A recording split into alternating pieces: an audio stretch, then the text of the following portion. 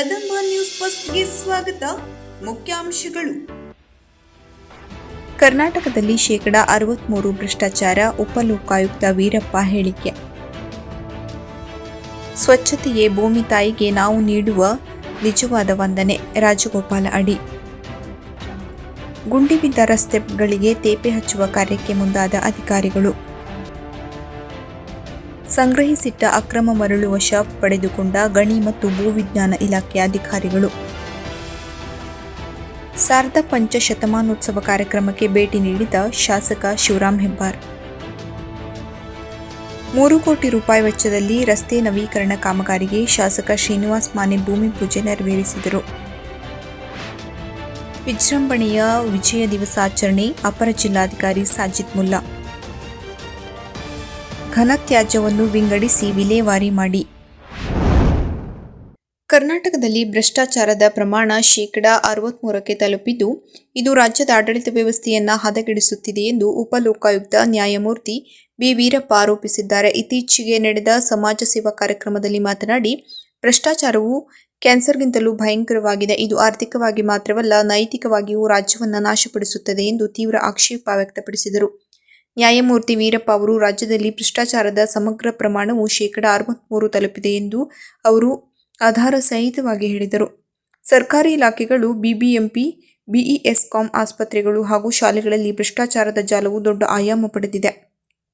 ಇದಕ್ಕೆ ಜನರೇ ಕಾರಣ. ಭ್ರಷ್ಟರನ್ನ ಗೌರವಿಸುವುದನ್ನು ನಿಲ್ಲಿಸಿದರೆ ಮಾತ್ರ ಅದನ್ನು ನಿಯಂತ್ರಿಸಬಹುದು ಎಂದು ಅವರು ಸಲಹೆ ನೀಡಿದರು.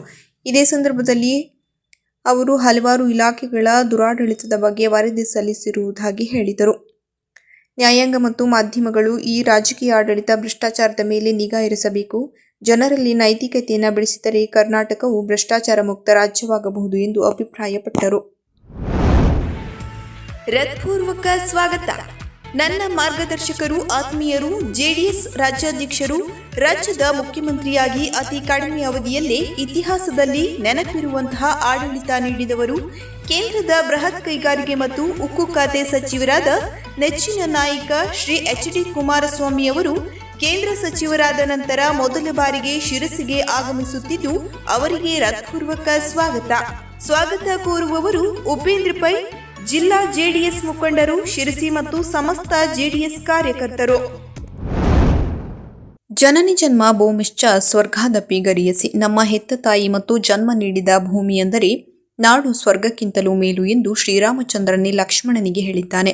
ಭೂಮಿ ನಮ್ಮ ತಾಯಿ ಎಂದು ಅರಿತಾಗ ಅವಳ ರಕ್ಷಣೆ ನಮ್ಮೆಲ್ಲರ ಕರ್ತವ್ಯ. ಪ್ರಕೃತಿಯನ್ನು ರಕ್ಷಿಸಲು ಮುಂದಾಗುವವನೇ ನಿಜವಾದ ಮಾನವ. ಪರಿಸರ ಸ್ವಚ್ಛತೆ ಕೇವಲ ಸೌಂದರ್ಯ ನೀಡುವುದಲ್ಲ, ಅದು ನಮ್ಮ ಜೀವನಕ್ಕೆ ಆರೋಗ್ಯ ಮತ್ತು ಶಾಂತಿಯನ್ನು ನೀಡುತ್ತದೆ ಎಂದರು.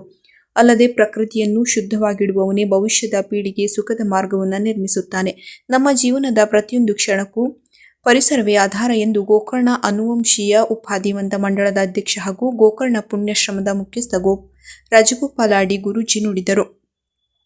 ಅವರು ಇಲ್ಲಿಯ ಮುಖ್ಯ ಕಡಲ ತೀರದಲ್ಲಿ ಪರಿಸರ ನಿರ್ವಹಣೆ ನೀತಿ ಸಂಶೋಧನಾ ಸಂಸ್ಥೆ ಬೆಂಗಳೂರು, ವನಲೋಕ ಫೌಂಡೇಶನ್ ಬೆಂಗಳೂರು, ಐಕ್ಯ NGO ಕುಮಟಾ ಹಾಗೂ ಪುಣ್ಯಾಶ್ರಮ ಗೋಕರ್ಣ, ಗ್ರಾಮ ಪಂಚಾಯತ್ ಗೋಕರ್ಣ ಹಾಗೂ ಸ್ಕೌಟ್ಸ್ ಮತ್ತು ಗೈಡ್ಸ್ ಸಂಸ್ಥೆ ಉತ್ತರ ಕನ್ನಡ ಇವರ ಆಶ್ರಯದಲ್ಲಿ ಇಲ್ಲಿನ ಸಮುದ್ರ ತೀರ ಭಾಗದಲ್ಲಿ ಸ್ವಚ್ಛತಾ ಕಾರ್ಯಕ್ರಮವನ್ನು ಉದ್ಘಾಟಿಸಿ ಮಾತನಾಡಿದರು. ಅಲ್ಲದೆ ಗೋಕರ್ಣ ಸ್ವಚ್ಛತೆಯ ನಿರ್ವಹಣೆ ಗ್ರಾಮ ಪಂಚಾಯತ್ಗೆ ಕಷ್ಟ ಸಾಧ್ಯ. ಗೋಕರ್ಣದ ಒಂದು ಭಾಗವಾದ ಮುರುಡೇಶ್ವರ ಕ್ಷೇತ್ರ ಸಹ ಮೇಲ್ದರ್ಜೆಗೆ ಏರಿದ್ದು ಸಂತೋಷದ ವಿಚಾರ.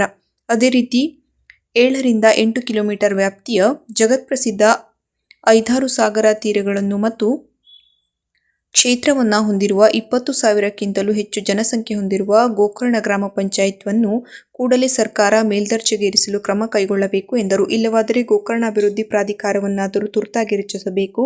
ಗೋಕರ್ಣದ ನಾಗರಿಕರು ಬಯಸಿದ್ದಲ್ಲಿ ಈ ಬಗ್ಗೆ ಹೋರಾಟದ ನೇತೃತ್ವವನ್ನು ನಾವು ವಹಿಸಲು ಸಿದ್ಧ ಎಂದು ಅಡಿಯವರು ನುಡಿದರು.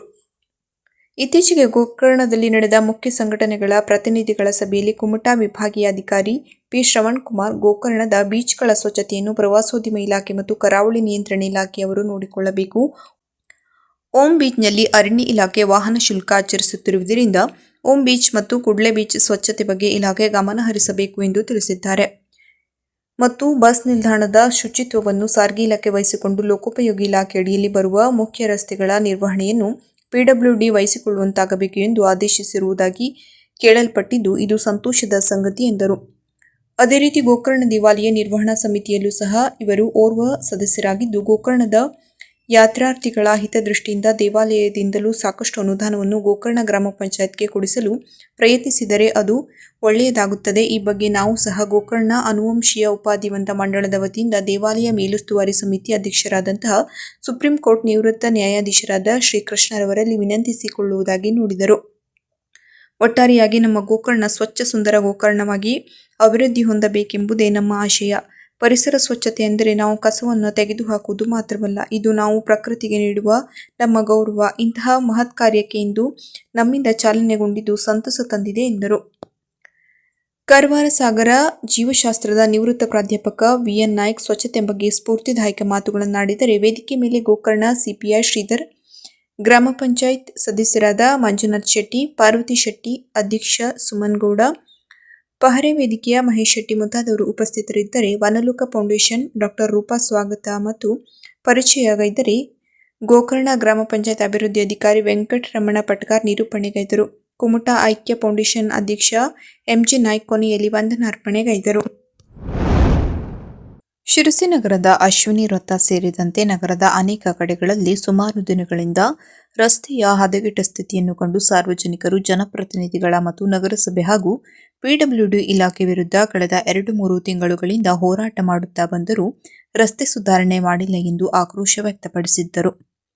ಇದರಿಂದ ನಗರದ ರಸ್ತೆಗಳಿಗೆ ಗುಂಡಿಗಳು ಬಿದ್ದಿರುವ ಪರಿಣಾಮ ಜನಸಾಮಾನ್ಯರಿಗೆ ಮತ್ತು ವಾಹನ ಸವಾರರಿಗೆ ಸಣ್ಣಪುಟ್ಟ ಅಪಘಾತಗಳು ಸಂಭವಿಸುತ್ತಲೇ ಇದ್ದವು. ಈ ಸಂಬಂಧ ಈ ಹಿಂದೆ ಭೀಮಗರ್ಜನೆ ಸಂಘಟನೆಯ ಜಿಲ್ಲಾಧ್ಯಕ್ಷ ಅರ್ಜುನ್ ಮಿಂಟಿಯವರ ನೇತೃತ್ವದಲ್ಲಿ ಅಧಿಕಾರಿಗಳು ಮತ್ತು ಜನಪ್ರತಿನಿಧಿಗಳ ವಿರುದ್ಧ ಪ್ರತಿಭಟನೆ ನಡೆಸಿ ಘೋಷಣೆ ಕೂಗಿ ಆಕ್ರೋಶ ಹೊರಹಾಕಿದ್ದರು. ಅಷ್ಟಾದರೂ ನಗರದ ರಸ್ತೆಗಳಿಗೆ ಗುಂಡಿ ಮುಚ್ಚುವ ಕಾರ್ಯಕ್ಕೆ ಸಂಬಂಧಿಸಿದ ಅಧಿಕಾರಿಗಳು ತಲೆಕೆಡಿಸಿಕೊಂಡಿರಲಿಲ್ಲ. ಇಂದು ಸಂಸದ ಕಾಗೇರಿಯವರ ಮಗಳ ಮದುವೆ ರಿಸೆಪ್ಷನ್ ನಿಮಿತ್ತ ಕೇಂದ್ರ ಸಚಿವ ಎಚ್. ಡಿ. ಕುಮಾರಸ್ವಾಮಿ ಸೇರಿದಂತೆ ಅನೇಕ ರಾಜಕೀಯ ಗಣ್ಯರು ಉತ್ತರ ಕನ್ನಡ ಜಿಲ್ಲೆಯ ಶಿರಸಿಗೆ ಆಗಮಿಸುತ್ತಿರುವ ಹಿನ್ನೆಲೆಯಲ್ಲಿ ಅಧಿಕಾರಿಗಳು ಎಚ್ಚೆತ್ತುಕೊಂಡು ನಗರದಲ್ಲಿಯ ರಸ್ತೆ ಗುಂಡಿಗಳಿಗೆ ತೇಪೆ ಹಚ್ಚುವ ಕೆಲಸ ಭರದಿಂದ ಸಾಗಿದೆ. ಇದನ್ನು ಕಂಡು ಸಾರ್ವಜನಿಕರು ಮತ್ತು ವಾಹನ ಸವಾರರು ಇದರಿಂದಾದರೂ ರಸ್ತೆಗಳಿಗೆ ಗುಂಡಿ ಮುಚ್ಚುವ ಕೆಲಸ ಆಯಿತು ಎಂದು ನಿಟ್ಟುಸಿರು ಬಿಟ್ಟಿದ್ದಾರೆ. ಈ ಸಂದರ್ಭದಲ್ಲಿ ಪಿಡಬ್ಲ್ಯೂಡಿ ಇಲಾಖೆಯ ಸಹಾಯಕ ಇಂಜಿನಿಯರ್ ಪ್ರಶಾಂತ್ ಎಸ್ಎಚ್ ಮತ್ತು ಗುತ್ತಿಗೆದಾರರು ಸೇರಿದಂತೆ ಅನೇಕರು ಹಾಜರಿದ್ದರು. ಕಾರವಾರ ತಹಶೀಲ್ದಾರ್ ಅವರ ನಿರ್ದೇಶನದಂತೆ ಚಿತ್ತಾಕುಲ ಗ್ರಾಮದ ಸಾವರಪೈ ಮಜರಿಯಲ್ಲಿ ಅಕ್ರಮವಾಗಿ ಸಂಗ್ರಹಿಸಿಟ್ಟ ಮರಳನ್ನು ಗಣಿ ಮತ್ತು ಭೂವಿಜ್ಞಾನ ಇಲಾಖೆಯ ಅಧಿಕಾರಿ ಜಯರಾಮ್ ಹಾಗೂ ಚಿತ್ತಾಕುಲ ಗ್ರಾಮ ಆಡಳಿತಾಧಿಕಾರಿ ಸಂತೋಷ್ ಬಾಂದಿಕರ್ ಅವರು ಮರಳನ್ನು ವಶಪಡಿಸಿಕೊಂಡು ಚಿತ್ತಾಕುಲ ಗ್ರಾಮ ಪಂಚಾಯತ್ ರವರಿಗೆ ಗುರುವಾರ ಹಸ್ತಾಂತರಿಸಿದರು. ಡಿಸೆಂಬರ್ 5ರಂದು ಗೋವಾದಲ್ಲಿ ಪರ್ತಗಾಳಿಯ ಜೀವೋತ್ತಮ ಮಠದಲ್ಲಿ ನಡೆಯುತ್ತಿರುವ ಸಾರ್ಧಪಂಚ ಶತಮಾನೋತ್ಸವ ಕಾರ್ಯಕ್ರಮದ ಅಂಗವಾಗಿ ಯಲ್ಲಾಪುರ ಮುಂಡಗೋಡ್ ಕ್ಷೇತ್ರದ ಶಾಸಕರಾದ ಶಿವರಾಮ್ ಹೆಬ್ಬಾರ್ ಅವರು ಶುಕ್ರವಾರ ಮಠಕ್ಕೆ ಭೇಟಿ ನೀಡಿ ದೇವರಿಗೆ ವಿಶೇಷ ಪೂಜಾ ಕೈಂಕರ್ಯಗಳನ್ನು ಸಲ್ಲಿಸಿ ಗುರುಗಳಿಗೆ ಫಲ ತಾಂಬೂಲ ಸಲ್ಲಿಸಿ ಪ್ರಾರ್ಥನೆಗೈದರು. ನಂತರ ಪರ್ತಗಾಳಿ ಮಠದ ಮಠಾಧೀಶರಾದ ಪರಮ ಪೂಜ್ಯ ಶ್ರೀಮದ್ ವಿದ್ಯಾಧೀಶತೀರ್ಥ ಶ್ರೀಪಾದ ಒಡೆಯರ್ ಮಹಾಸ್ವಾಮಿಗಳ ಆಶೀರ್ವಾದವನ್ನು ಶಾಸಕ ಶಿವರಾಮ್ ಹೆಬ್ಬಾರ್ ಪಡೆದುಕೊಂಡರು. ಈ ಸಂದರ್ಭದಲ್ಲಿ ಹೆಬ್ಬಾರ್ ಆಪ್ತ ಕಾರ್ಯದರ್ಶಿಗಳಾದ ಕಮಲಾಕರ್, ನಾಗರಾಜ್ ನಾಯ್ಕ್ ಮತ್ತು ಹೆಬ್ಬಾರ್ ಅಭಿಮಾನಿಗಳು ಸೇರಿದಂತೆ ಅನೇಕರು ಉಪಸ್ಥಿತರಿದ್ದರು. ಹಾನಗಲ್ ತಾಲೂಕಿನ ನೇಗವಣಗಿ ಕ್ರಾಸ್ ಬಳಿ ಶುಕ್ರವಾರ ಲೋಕೋಪಯೋಗಿ ಇಲಾಖೆಯಿಂದ 2024-25ನೇ ಸಾಲಿನ ಅಪೆಂಡಿಕ್ಸ್ ಸಿ ರಾಜ್ಯ ಹೆದ್ದಾರಿಗಳ ನವೀಕರಣ ಅಡಿಯಲ್ಲಿ 3 ಕೋಟಿ ವೆಚ್ಚದಲ್ಲಿ ನವಲಗುಂದ, ಬನವಾಸಿ, ಮುಗವಳ್ಳಿ ರಾಜ್ಯ ಹೆದ್ದಾರಿಯ ಆಯ್ದ ಭಾಗಗಳಲ್ಲಿ ರಸ್ತೆ ನವೀಕರಣ ಕಾಮಗಾರಿಗೆ ಶಾಸಕ ಶ್ರೀನಿವಾಸ್ ಮಾನ್ವಿ ಭೂಮಿ ಪೂಜೆ ನೆರವೇರಿಸಿದರು.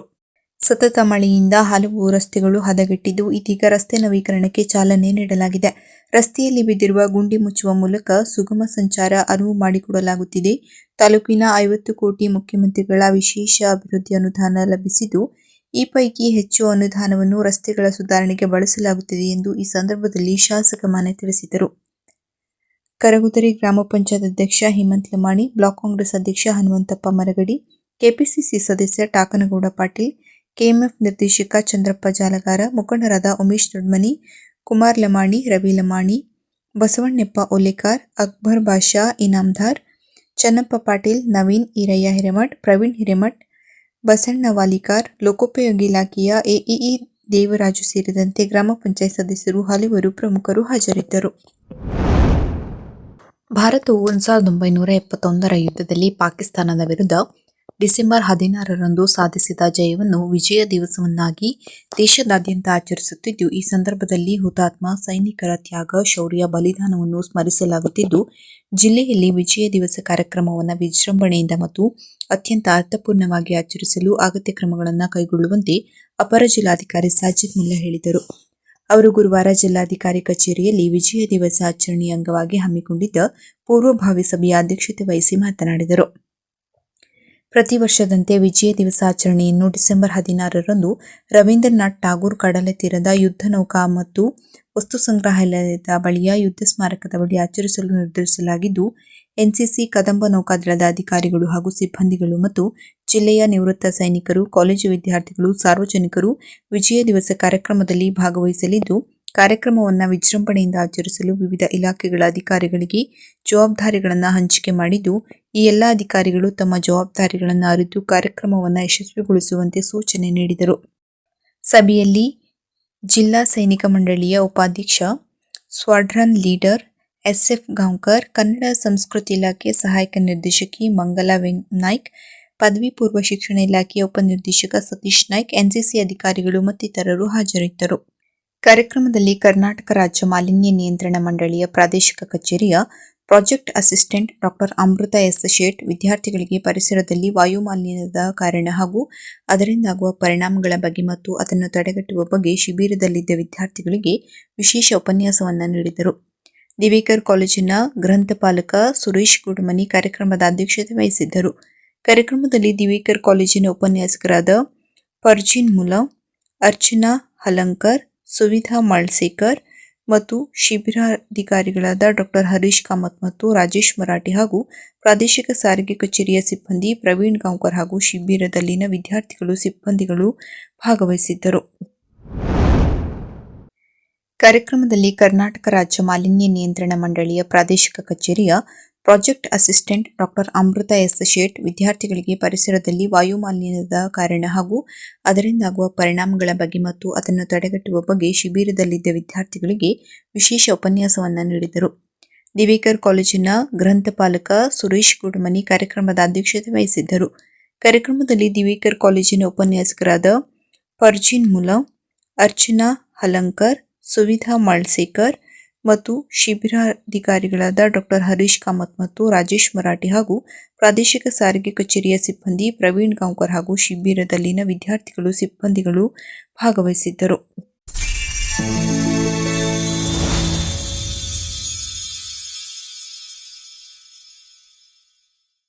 ಕದಂಬ ನ್ಯೂಸ್ ಫಸ್ಟ್, ನಿರ್ಭೀತಿಯಿಂದ ನಿಮ್ಮ ಪರವಾಗಿ.